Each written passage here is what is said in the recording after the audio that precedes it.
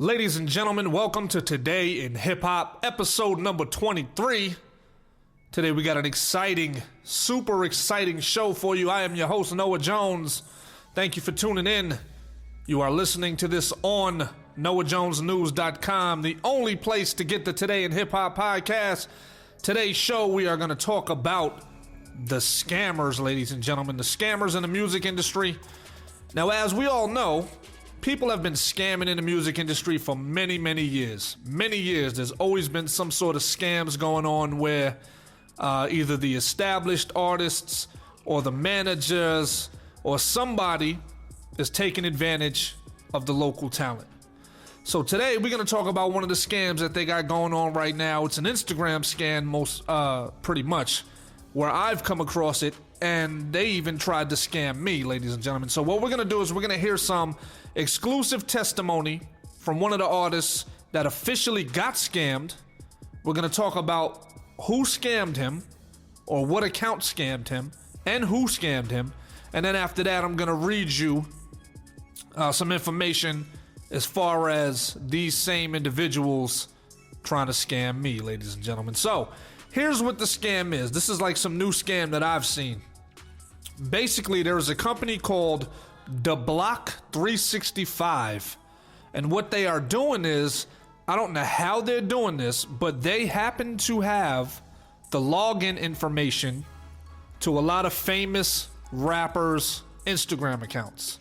So what happens is you'll see these little posts that say, if you're spitting fire, or if you know an artist that's spitting fire, tag them in this post. So what happens is you have a whole bunch of people and they're like, oh, okay, this artist is looking for heat. So they start tagging a whole bunch of artists. Now here's where the scam comes in. You know, one of the names that was utilizing this scam was Redman. So here's how it would go. They would say, hey, look, you know, Redman is looking for that fire. Tag somebody in this post so that way he can check your music out. So what'll happen is, and here's the crazy shit, you'll get the DM from Redman.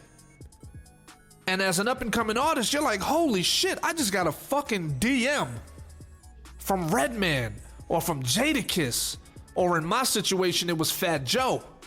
So it always happens to people that you admire. You're like, oh shit, you know, this legend or this particular rapper, he hit me up and he likes my music. And then what happens is, here comes the scam.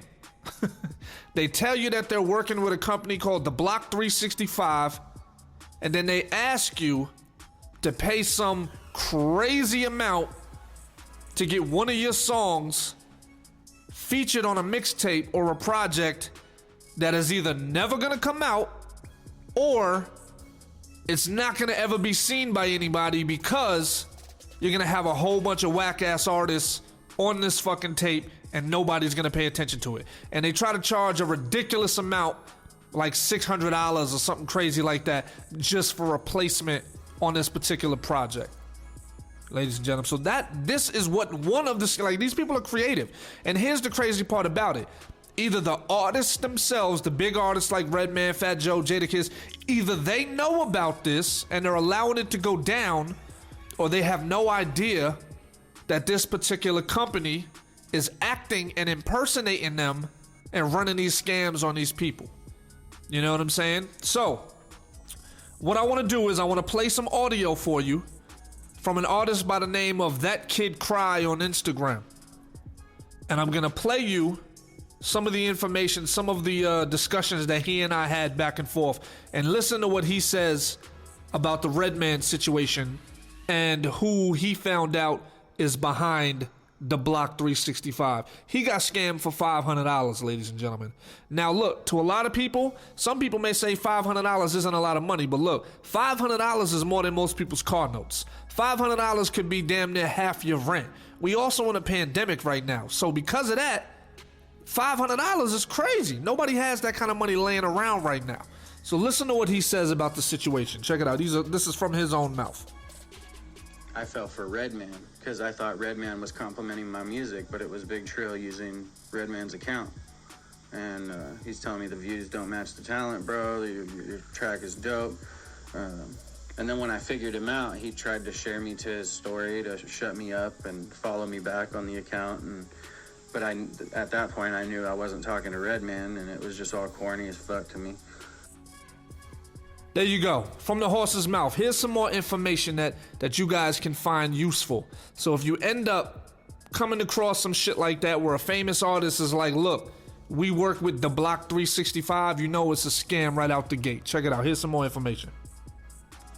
Yeah, man, my approach was to blast the Real Big Trill and Crystal for owning the accounts, the Block 365 and Heels and Vodka, and 520 Promotions, and all the shit connected to each other, you know, for the last 10 years. We did a lot of research. We blasted them, got like 300 shares on Facebook, and he got a little scared because they lost 3,000 followers on the block page over it when we blasted them and outed them for who they really were.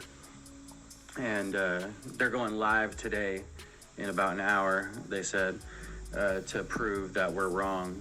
So 7,000 plus artists who got shitty placements say they're wrong. So I think they're outnumbered, you know what I mean? But Trill called me back and told me to edit his name out of my viral post, and he'd give me my $500 back. But I don't work for the block, he said. And then I did it, and he gave me my 500. Now, first things first, if the guy did not work for the block, why would he come out of pocket and pay this man back that $500 that he got scammed? So that lets you know right then and there that he was scammed, he was a part of it. Otherwise, the guy would have been like, look, that's not me, has nothing to do with me, etc., etc. You know what I mean? So that lets you know when you see something about the Block 365, you know that it's a scam. And here's the thing, dude said 7,000 artists. Can you imagine how much money was scammed out of people if 7,000 artists all paid around $500 to $600 just to be put on a mixtape that isn't gonna go anywhere, or a mixtape that didn't even come out? Now, here's the thing. He got hustled out of his $500. I'm gonna show you what happened in my situation right now. I'm gonna break it down to you, and I'm gonna show you why I did not get scammed. First and foremost, I have a name in the industry. I've worked with some very big artists. So the fact that Fat Joe would even approach me on something like that and hit me with a price quote to be on a mixtape, I knew it was a scam right out the gate. So check it out. Here's how it went. They tagged me in the post, and I replied, I heard you were looking for some fire. And I sent him the Stolen Moments track, which we all know is fire. And then after that, this is June 24th, I sent them the Too Thorough freestyle, which was crazy. I sent it to him at 4:06 in the morning, right? No replies as of yet. That same day at 9:06 a.m., I get a reply from who I think is Fat Joe. It says, King, I'm tuned in. I'm working with the Block 365 to drop a series of tapes. You ready to work and to push your music? And I put absolutely. Then he replies, man, let's work then. Send me your dopest track, $650 a slot, let's lock you in, and then we talk bigger moves. Now, look at my approach. Here's my response. This is my response to that particular, what he said to me. Here's what separates an artist that knows better from an artist that's gonna get scammed. Here's my response. I told him, I don't discuss business via DM. If you're willing to have a FaceTime conversation with me later this evening and fill me in on all the details like concept, release date, distributor, etc., etc., I would then be able to commit. How does 10 p.m. your time sound? And guess what happened after that? He went ghost on me, never replied, nothing else after that. Because he could tell from that message that I was a professional. You know, I'm asking him questions like release date, distributor, meaning who's gonna put it out. I need to know what the concept is. And I gave him a time and said, hey, is this good enough for you to FaceTime? Now, because it's not Fat Joe and it's somebody else acting or posing as Fat Joe, he's not gonna give me the information because he can't FaceTime me because he's not Fat Joe. You know what I mean? So that response right there stopped the scam immediately. Now, for some of these up and coming artists, they're not that knowledgeable on how to reply. They look at it and be like, oh man, this is the opportunity of a lifetime. So what do? They jump on it. Like that kid Cry. He jumped on it. He got burned for $500. So this is a scam that's all over the internet right now. And I just want you guys to be aware of it. It is a crazy situation. I do not want you artists getting beat for your money. And I think it's sad.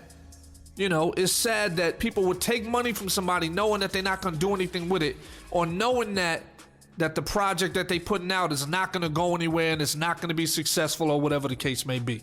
You're basically just taking people's hard-earned money and killing their dreams just to pad your pockets, man.